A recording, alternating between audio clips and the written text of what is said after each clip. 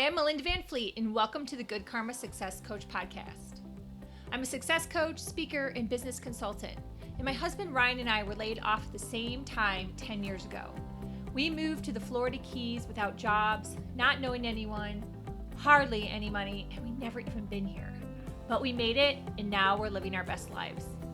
And all along on our journey, I've said that someday when we get our quote-unquote shit together, we will help others. And since then, we've both done a lot of self-work and built successful businesses. So that day is here, and one of my ways of paying it forward is through this podcast. Each week, my intent is to be relatable and bring you tactical tips, tools, share my learnings and stories that can help inspire or transform you wherever you are in your career or general life and make an impact. I strongly believe that if I can do it, you can do it too. So what's stopping you? Hi, everyone. Thank you so much for joining me. I have really been looking forward to this podcast conversation with professional mentalist and business coach, Jonathan Pritchard. Jonathan has been a professional mentalist for over 15 years. He's traveled the world helping others dream big and transform their lives. He's the founder of Hellstrom Group. He's a published author. His book is Think Like a Mind Reader. He's been on America's Got Talent, and he practices martial arts on a daily basis. So let's get started. Welcome, Jonathan. Hey, glad to be here. Awesome. I am really excited. Would you like to just kind of kick off and share a little bit about your background and even what it's like to be a mentalist? You bet. Basically, I got started doing magic tricks when I was a kid, and the summer of my 13th year on planet Earth, I got paid $200 to do magic tricks at a company's summer picnic. It was kind of a employee appreciation event, and I walked around doing magic tricks for everybody and thought, wait a minute, I can get paid to do this? $200 was great money for a 13-year-old kid, and that's when I became supremely unemployable, is how I like to put it. So that was that was my first quote-unquote corporate gig, and from there I just pursued a life of performing and entertainment, and the flavor of entertaining that I do is called mentalism, which is basically like it's a magician that has specialized in mind reading tricks. So it's all just applied psychology, showmanship, and having the moxie to pull it off in front of a room full of intelligent adults. So that was kind of how I got started, and that's what's taken me around the world. And eventually it was one of those things of, oh, I'm using the exact same psychological techniques and principles in my personal life as I do on stage in order to make this whole business thing work. And I started reading business psychology books and business strategy books, and every single one that I read, they would talk about the psychology of business. I'm like, wait a minute, can you stand in front of a room full of 1,000 people and convince them you can read minds? No? Well, then I know psychology better than you do.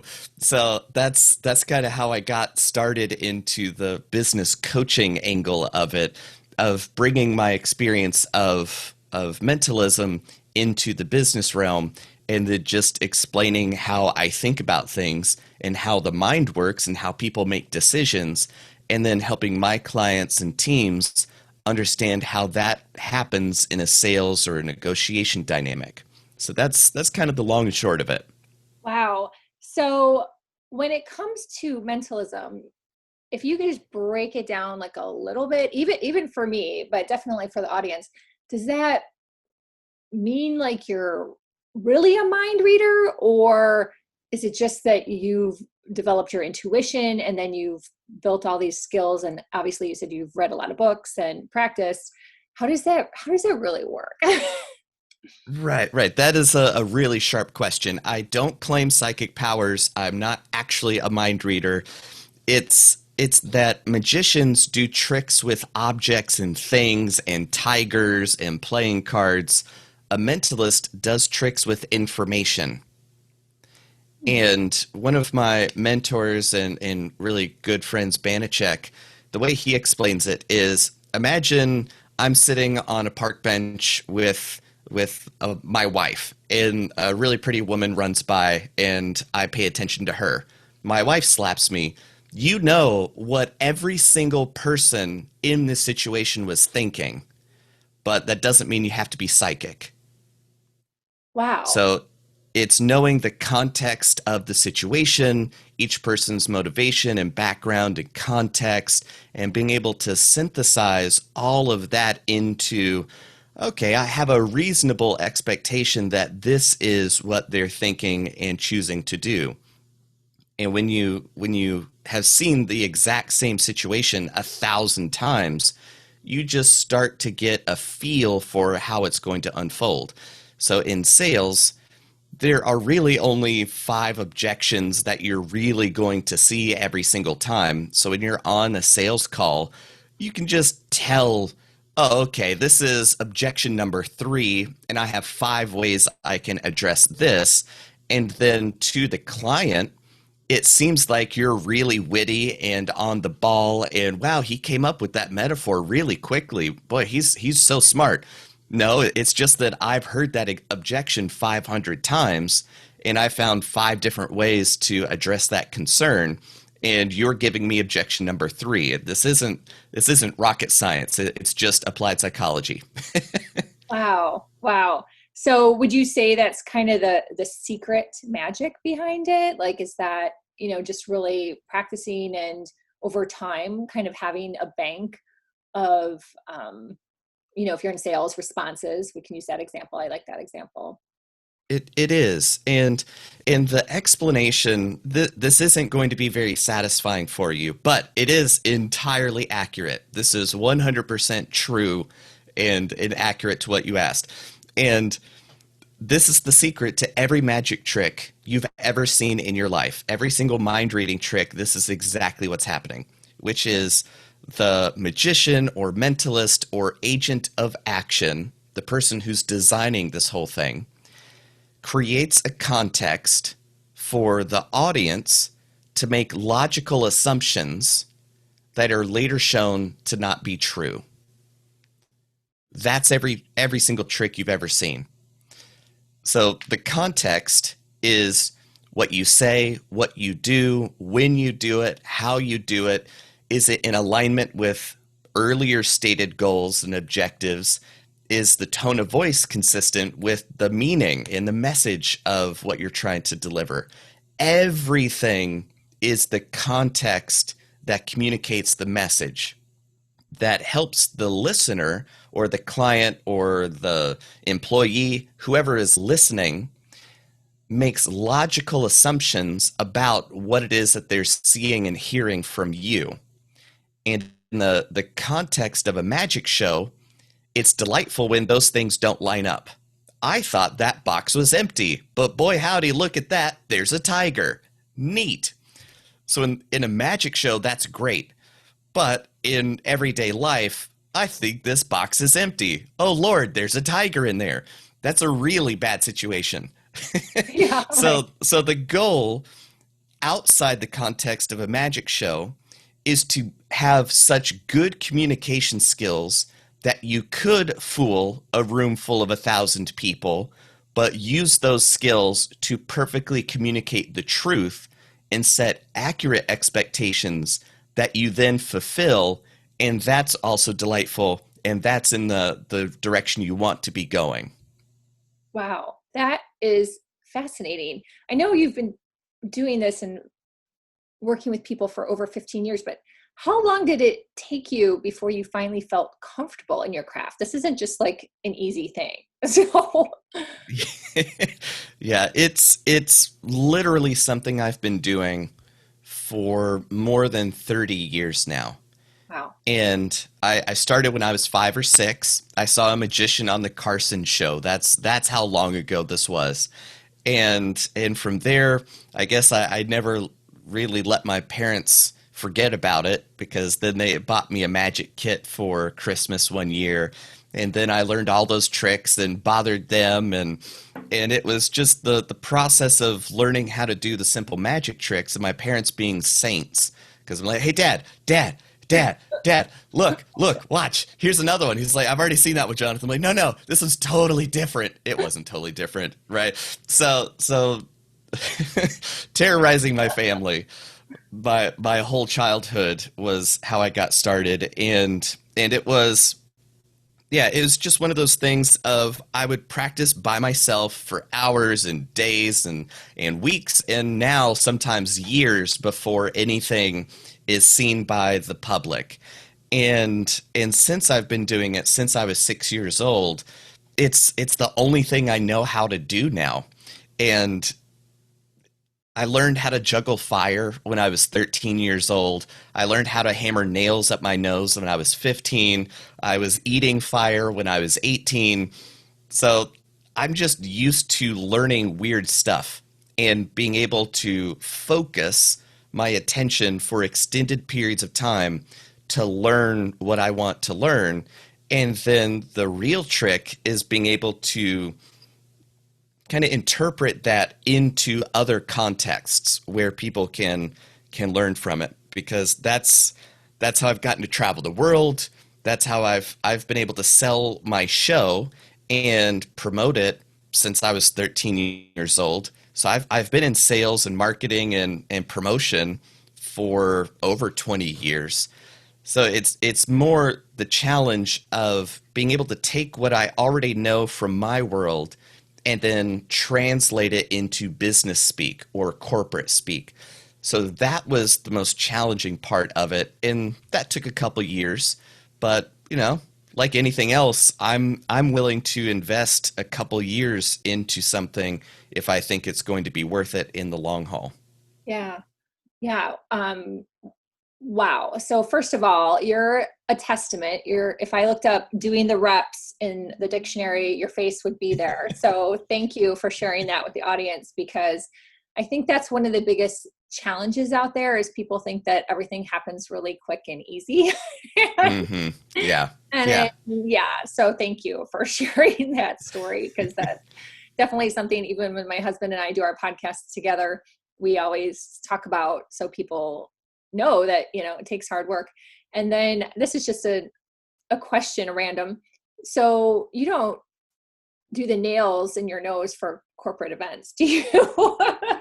No, not really Wow. anymore. Okay. The Just the context where it was the most useful uh was in the early 2000s when I was still cutting my teeth at open mic nights. I would just go to bars that had open mic nights, and most of the time people at bars aren't even there to listen to the musicians. They're there to drink and hang out with their friends, and there just happens to be bad music in the background.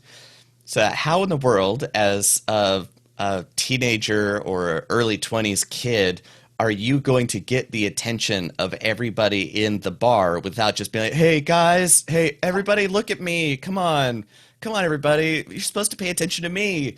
So instead of doing that, I would use an empty glass bottle and a nail, and then just start hammering the nail up my nose with the glass bottle right by the microphone.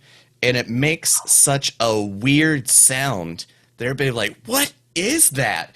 So now they're looking around for the source of the sound, and then they see me on stage doing something, and they can't really quite make out what it is, but they now know, okay, let me watch what's happening here. Now I have their attention. yeah.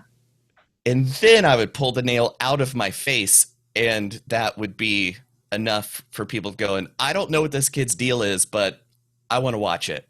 And now I'm in. Wow. Yeah. Usually now I have the CEO of the company saying, hey everybody, I need your attention, please. I've specifically brought Jonathan in as our guest, so please give him our attention. And that's a much easier introduction. Yes, I'd say so, but kudos to you for finding a way to cut through, because you're right. Yeah, everyone's just focused on having their beers and doing their shots and sitting chatting with their friends. Wow. That's cool. And great example. I love it. So I have to ask you, what's it like being on America's Got Talent? Because I watched the show, and I've probably watched your episodes because I've watched it since the beginning. Gosh, even with Yeah. David Hasselhoff. So what was it like? It was exhausting. Really, is what it is. And it was very, very educational to see how the show is created Mm. because it is a lifetime's worth of experience that I need to be able to do what I do to get on the show. But I don't have a lifetime's worth of experience of making television. And trying to figure out the best way to fit your skill set into a new context is challenging. And I could talk your ear off for hours about all the things I learned from it. But the basics is that you have to be able to control your emotions through the whole thing. Because if you get freaked out that, oh my God, this is the moment, this is my big chance, this is my one shot. Well, no, the production assistant is just moving you from this one holding room into another holding room. So your emotional spike would happen every time a production assistant with a headset would walk up and be like, "Are you Jonathan?" I'm like, "Yeah." It's like, "All right, come with me." And then you just go, "Oh, we're doing the thing. We're doing the thing." Oh, nope. Just go into another holding room. And you're doing that for 8 hours before you ever even step out on stage. Now you're exhausted. Oh, wow. So if you let your emotions run away with you because you're in a high stakes dynamic, you're going to be undermining your ability to succeed. So emotional control is really important in a high stakes negotiation or situation or opportunity or challenge, whatever you want to call it. Being able to have the wherewithal and the presence of mind to not be jerked around by your emotions is really, really important. The other thing is that it's television. Everything within the boundaries of the edges of your screen is a lie, just like a magic show. Because I went out, I actually was on stage. I actually performed in front of Howard Stern and Heidi Klum and Mel B and Howie was the only judge to say no. I still like him, even though he said no to me. So I got 3 out of 4 yeses, which means I get into the next round. The producers who were producing the event never called me back. So not every single person that is technically allowed through to the next round makes it to the next round. So they are obeying the rules that they've set up for themselves, but you, as the viewer, aren't seeing the whole context of what's going on. And we're right back to magic tricks. There are logical assumptions you make about the context you're engaging with, but that context is specifically created by the makers of the show so that you make those assumptions and have those beliefs about what it is that you're watching. Wow. I've heard things like that, similar, not exactly the same in regard to Shark Tank. So that's Yeah, amazing. because I mean, yeah, every Wow. like it's a screen. That's not a real person in your television. Like that sounds really silly to say, but Mhm. that's the level of reality of television. None of it is real. Those aren't real people. They're not actually 3 inches tall. Nothing that happens after the filming or taping or videoing, the recording of that experience, that's now a totally different context than the in-person performance. Mhm. Wow. Would you ever try for a show like that again, or was that crushing to you? I don't. Oh no, no. That's what you sign up for in this Yeah. world. Like as a performer, you get so used to all of that stuff. Just it, if that bothers you, good luck. Yeah. In the entertainment Good world. advice You're to the yeah, audience. you're not gonna be around for long if that really bothers you. Yeah. Yeah. But I would imagine, especially if it was a kid, you know what I mean? Like, I'm just thinking, like, wow. Oh yeah. Yeah, That's and that's really what breaks my heart, which is somebody from Nowheresville saying, "Oh, I've spent my whole life. This is my one chance at success," and pinning their whole future on this one outcome that is not in their hands, Mhm. and they're staking their future on four strangers approving of them.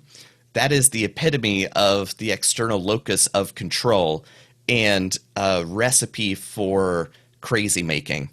And that is a nightmare that I never wish on anybody, but is the most common way that people think you get quote unquote successful in the performing context. Mhm. Being a successful performer means that you spend 10, 15, 20 years grinding it out so that nobody knows who you are. And then you die as an unknown person, but you at least spent your life creating fun and pursuing your own curiosity and interest. That's a win, not the approval of strangers. Yeah. Yeah. You could probably really coach on that, by the way. So That's that's a big part of it, right? Just yeah. helping people navigate high stress, high stakes environments, no matter what that looks like for them, whether it is that big recital or running a marathon or going in for $1 million negotiation. It's all the same mental and emotional and physical responses that you have to manage. And that is a big part of what I help kind of top performers do, is not psych themselves out in the big moment. Yeah. Yeah.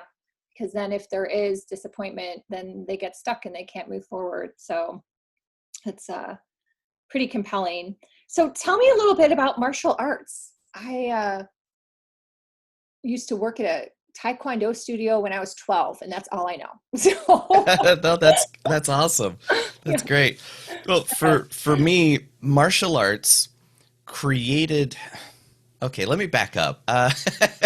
So to me, there's this thing called physics that governs all of physical reality. Momentum, mass, energy can neither be created nor destroyed, only transferred. That whole thing.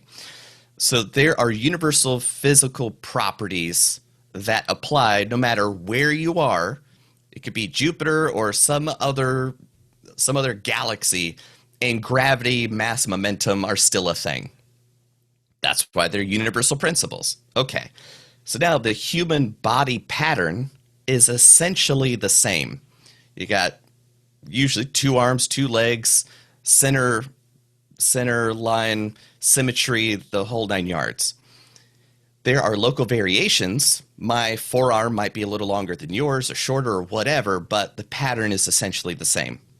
So that means that there are better and worse strategies for aligning your body with the fundamental forces of nature, gravity, momentum, that kind of thing. Mhm. So you need to learn how to align your body with those physics first before you can learn to manage somebody else applying their momentum to your body and structure.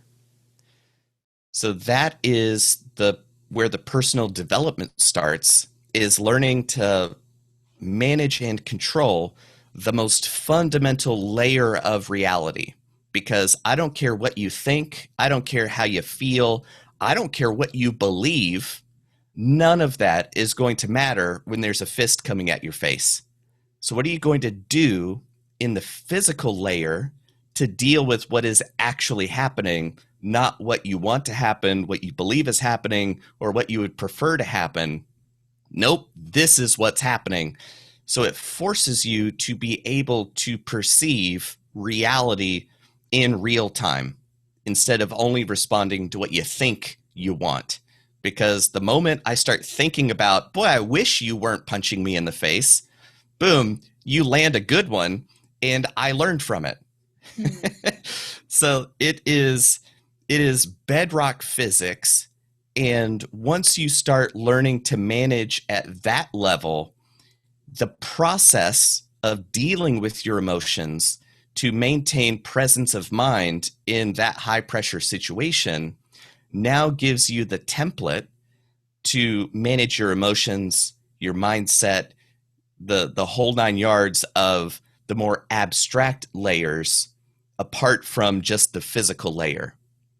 So that's why if you can't control the physical layer, it's going to be even more difficult to have the presence of mind to control your breath, to control your decisions, your emotional response, and ultimately at kind of the most abstract level would be a way of saying just controlling your energy. That's why if there are people talking about energy work or emotional control and they don't have the ability to control the physics, they're building an expertise on a no foundation, right? Like if you lack that physical foundation, what is all the other stuff resting on? So that's why to me martial arts is where you got to start to be able to not be your own worst enemy and to create situations and problems for yourself because you don't know how to manage it. Wow. I think you just blew me away. So yeah, they don't talk about that on Karate Kid and Cobra Kai. So, but Nope. that's very cool. And I'm kind of assimilating it. I don't know if you've seen this show. I think it's on Stars. It's called P-Valley. It was on over the summer. Anyhow, it's a story about a strip club in Mississippi. And one of the lines, and I happened to catch on to it because it was so fascinating to me. One of the pole dancers was saying to the other one, "Oh, I'm not as strong as you. I can't do that." And she was like, "It has nothing to do with strength. It's all physics." And I just thought that was fascinating. So that's it. There's some assimilation there. It could be a little different. But I don't have as much. Yeah, I don't have as much experience with pole dancing as you might think. No. But the way that I relate to that is in the late 1800s, there was a type of entertainment called vaudeville that was before there were movies. There were touring entertainers that you would go to the theater and there's just a nonstop running show, and that was vaudeville. And they were the premier circuits. If you were a high profile performer, you would perform at the good circuits and you just travel the country nonstop doing your thing.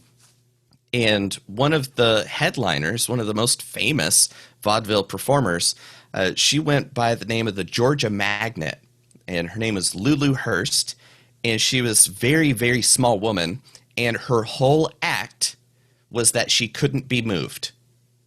These big, strong, burly dudes all over the country, that was her whole shtick, was try to move me. And they couldn't do it. They couldn't pick her up. They couldn't push her over. She would be like, all right, I'm just going to stand here. Good luck. And nobody could move her. And it wasn't because she was bigger than other people. It wasn't because she was stronger. She just understood the physics of leverage and momentum and could put the guy in a disadvantaged position where he didn't have leverage, but he felt like he would be able to do the thing. And it was just because she had the knowledge, skill, and technique from understanding the base physics of the interaction. So you don't need to be biggest. You don't need to be the strongest. The person who understands and has used that understanding to cultivate a skill set, that's the person that's going to win. So you can't confuse understanding with ability. You can't confuse understanding with skills. You have to apply time, effort over like through time in order to cultivate the competence.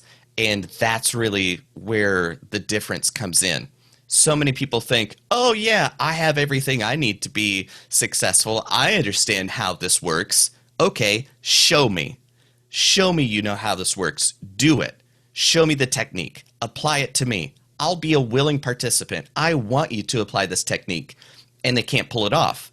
It's because they've only seen a video, they've only read the book, they haven't applied it, they haven't done the work to build the skills that you can only build if you focus for years to cultivate it. Yeah. Wow. That's a very cool story. And I think my husband's going to really like listening to this podcast too, because he's kind of like the Yoda of fishing. So it kind of all makes I love it. That's very cool. Thank you.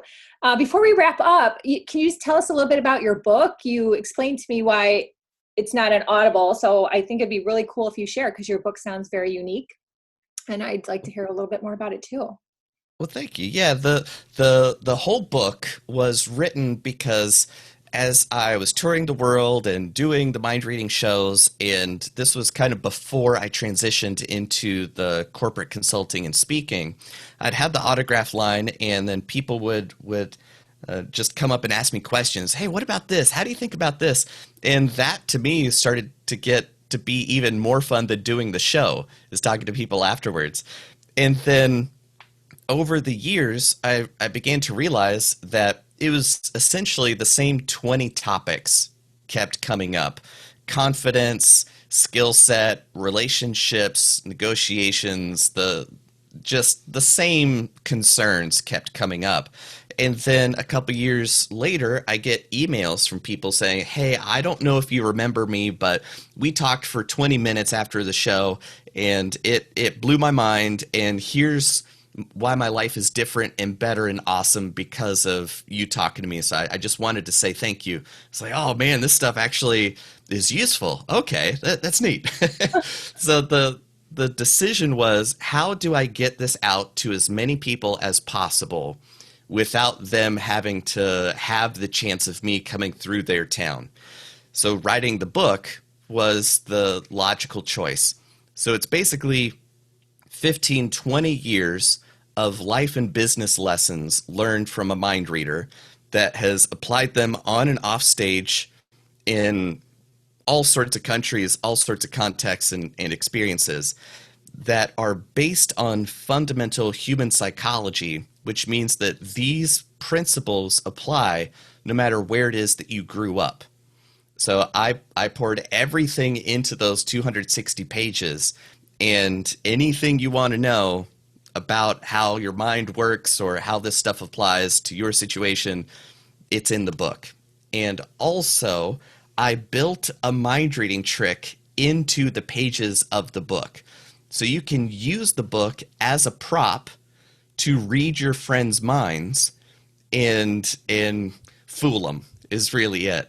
So the trick teaches you how to be a better communicator, because you realize that you have to do the right thing at the right time, you have to say the right thing at the right time, and you got to do both of those things the right way if you want the magic trick to be successful. And that is the secret of becoming a better communicator and being able to help people understand what it is you're trying to communicate. Because a good magic trick isn't you just saying some stuff, it's you creating an experience for your audience. So there's a lot that goes into it, and my book would be a great place to start with it. Wow, that is so cool. Thank you. Thank you for sharing that. Before we wrap up, is there anything else you'd like to share with the audience? I have learned so much. I always believe the universe brings breadcrumbs, and I came across your name, and I just was like, I really wanted to chat with you. So I'm so glad that you were on this podcast and shared all you had. But if there's anything else you'd like to share with the audience, please feel free. And then obviously how they can get hold of you. Yeah, I really appreciate the opportunity you've given me to share my thoughts with everybody. And hello, you listening out there in podcast land. Thanks for your time and attention too. I don't really have any parting words of wisdom other than do the work. That's pretty much it. Big one. Yeah. That's what separates the understanding from the doing is just doing the work. So yeah, if you want to connect, and I sincerely hope that you do, I guess the best way would be to go to my website, which is jonathanpritchard.me. Uh, there's so many ways that you could misspell that. I'm looking for a better URL. But for now, that is my hub. From there, you can get connected to my corporate consulting and speaking and all that stuff. I also do an occasional mind reading show over Zoom. So you can check that out. That's gameofimagination.com. So you can find dates and tickets there if you want to experience the stuff in real time. So yeah, I just have so many projects, so many irons in the fire that there's got to be one thing that you'll find and vibe with. Yeah, that's awesome. And I will put all of this in the show notes, including the book. And I know I'm getting it today. So yay, I'm ordering it Well, today. thank you very I much. I want to fine appreciate tune that. all these skills. This has been an amazing conversation. I just really appreciate you and your time and all that you shared with the audience. Thank you so much. Honor's all mine. Thank you.